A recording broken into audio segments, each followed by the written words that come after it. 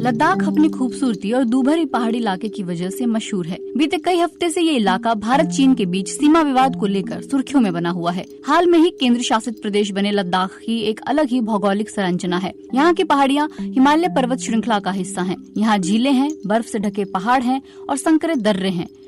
हिमालय के भूभाग को समझे बिना भारत और चीन के बीच चल रहे मौजूदा विवाद को समझ पाना भी मुश्किल है। करोड़ों साल पहले नियो टेथिस महासागर की लहरें जिस तट से टकराईं, उसे आज के वक्त में तिब्बत कहा जाता है। उस वक्त इंडियन प्लेट कहीं मौजूद नहीं थी। देहरादून स्थित सरकारी संस्थान Wadia institute of Himalayan geology के वैज्ञानिक प्रदीप श्रीवास्तव के मुताबिक 4-5 करोड़ साल पहले भारतीय प्लेट पैदा हुई और इसकी एशियन प्लेट से टक्कर ऐसी ही दूसरी घटनाओं के जैसी थी। धीरे धीरे भारतीय प्लेट नीचे चली गई और ये पूरा महासागर आसपास बिखर गया। झीलें और नदियाँ जो कि अब तक मौजूद नहीं थी, अस्तित्व में आ गई। साथ ही विशाल पहाड़ों की श्रृंखला का भी जन्म हुआ। श्रीवास्तव कहते हैं कि इस टक्कर ने सब कुछ बदल दिया। हिमालय पर्वत अस्तित्व में आया, मानसून की हवाएं इस इलाके में पहुंचकर रुकने लगी। ऐसे में एक हरा भरा लद्दाख एक शुष्क और बेहद ठंडे रेगिस्तान में तब्दील हो गया। बारिश अब पहाड़ों में अंदर नहीं पहुंच सकती थी। ऐसे में टक्कर या टकराव ही इसकी खासियत है। लद्दाख पहले की तरह अभी भी वही टकराव का इलाका है। ये एक अति प्राचीन भौगोलिक घटना थी। अब इस इलाके के इतिहास पर नजर डालते हैं। 1834 में डोगरा योद्धा गुलाब सिंह ने लद्दाख पर कब्जा कर लिया था। उन्होंने इसे रणजीत सिंह के अधीन फैल रहे सिख साम्राज्य में शामिल कर दिया था। अंडरस्टैंडिंग कश्मीर एंड कश्मीरीज में क्रिस्टोफर स्नेडन ने इसे गुलाब सिंह द्वारा हासिल की गई सबसे अहम उपलब्धि बताया है। इसकी वजह ये थी कि लद्दाख पर कब्जे से उन्हें स्थानीय बकरियों से पैदा होने वाली ऊन के कारोबार पर नियंत्रण की ताकत मिल गई थी। तिब्बती चीनी सैनिकों के हाथों इस इलाके को गंवाने के बाद उन्होंने 1842 में इस पर फिर से कब्जा कर लिया। साथ ही 1846 में जम्मू और कश्मीर का महाराजा बनने के वक्त उन्होंने इसे अपने राज्य का अभिन्न हिस्सा बना लिया। 101 साल बाद नए बने भारत और पाकिस्तान ने इसे लेकर जंग छेड़ दी। 1950 से लेकर आज के दिन तक भारतीय और चीनियों के बीच इस इलाके को लेकर कभी सहमति नहीं बन सकी। बीते कई सप्ताह से डेप्सांग, दौलत बेग ओल्डी यानी डीबीओ, गलवान, पेंगोंग सो, फिंगर एरिया और डेमचौक समेत कई इलाकों का जिक्र मीडिया रिपोर्ट्स में लगातार हो रहा है। लेकिन क्या आपने सोचा है कि लद्दाख वाकई में कैसा दिखता है? इन्हीं इलाकों के लिए बगैर तय की गई चीनी भारतीय सीमा रेखा या लाइन ऑफ एक्चुअल कंट्रोल पर दोनों देशों के अपने अपने दावे हैं और इसे लेकर भारत और चीन आमने सामने आ खड़े हुए हैं। 2018 में डिप्टी चीफ ऑफ आर्मी के पद से रिटायर हुए लेफ्टिनेंट जनरल एस.के. पत्याल उन चुनिंदा लोगों में शामिल हैं जिन्हें लद्दाख की गहरी समझ है। पत्याल बताते हैं कि अगर आप भारतीय सीमा में खड़े हैं और चीन की तरफ देख रहे हैं तो पूर्वी लद्दाख एक कटोरे की जैसा दिखेगा। आपके बाईं तरफ कारकोरम दर्रे की सबसे ऊंची चोटी होगी, जिसके बाद डीबीओ और फिर गलवान इलाका पड़ता है। इसके आगे नीचे की तरफ पेंगोंग लेक है। जैसे जैसे आप दाईं तरफ बढ़ते जाते हैं ये सब ऊंचाई के लिहाज से कम होते जाते हैं। डेमचौक तक चीजें तकरीबन फ्लैट हैं, लेकिन डेमचौक के बाद ऊंचाई फिर से बढ़ने लगती है। इस तरह से एक कटोरे जैसी शक्ल पैदा होती है।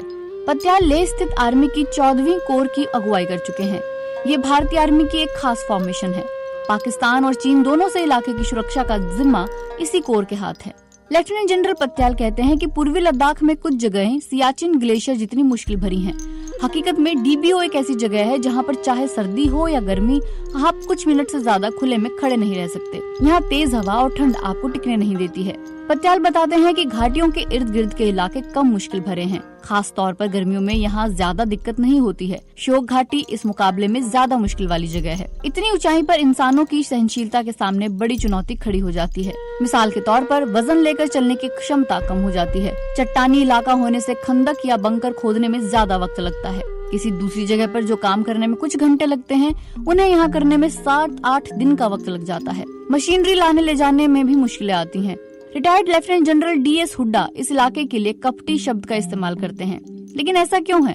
हुड्डा कहते हैं कि मिसाल के तौर पर उत्तरी इलाके डेप्सांग को ही लीजिए। वहाँ पहुँचने पर आपको ऐसा लगता है कि ये दूसरे समतल इलाके जैसा है।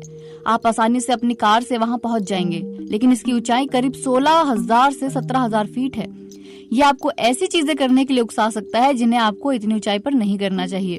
डीबीओ में भारत का सबसे मुश्किल एडवांस्ड लैंडिंग ग्राउंड इसी इलाके में मौजूद है। भारतीय वायुसेना DBO को 16,300 फीट की ऊंचाई पर मौजूद दुनिया की सबसे ऊंची हवाई पट्टी बताती है।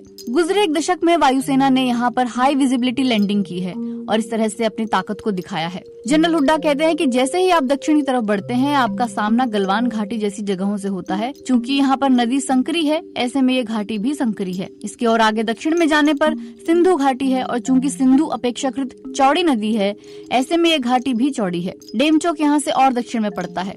हुड्डा कहते हैं कि ये कोई आम पहाड़ नहीं है। घाटी के तल से पहाड़ की चोटी तक की दूरी दूसरी जगहों जितनी ज्यादा नहीं है। ये इलाका ऊपर उठा हुआ है। पेंगोंग सो झील को देखिए, इसकी ऊंचाई 14,000 फीट से ज्यादा है। कारगिल में कुछ जगहों पर जहां हमने घुसपैठियों से लड़ाई लड़ी, वहां इतनी ऊंचाई थी। झील के उत्तरी किनारे पर फिंगर्स कॉम्प्लेक्स है। नंगी आंखों से छोटी लकीरों और चोटियों जैसी दिखाई देती है, लेकिन इनकी ऊंचाई झील से भी ज्यादा है।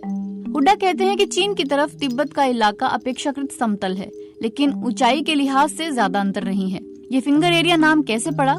जनरल पत्याल इस सवाल पर बताते हैं कि झील के उत्तरी किनारे के रिज लाइन पर जहां हम पेट्रोलिंग करते हैं, वहां से जब आप झील को देखते हैं तो ये उभार हाथ की उंगलियों जैसे दिखते हैं।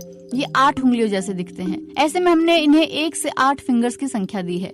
फिंगर 4 तक हमारी सड़क है और उनकी सड़क फिंगर 8 तक है। फिंगर 4 से 8 के बीच का इलाका जीप वाला है, लेकिन चूंकि इस जगह पर विवाद है, ऐसे में यहाँ ना हम उन्हें आने की इजाजत देते हैं और ना ही वो हमें। लेकिन एक चीज पर भारत और चीन दोनों ही राजी हैं। हुड्डा कहते हैं कि भारत और चीन दोनों ही इसे फिंगर एरिया बुलाते हैं। कई सालों से ऐसा चला आ रहा है।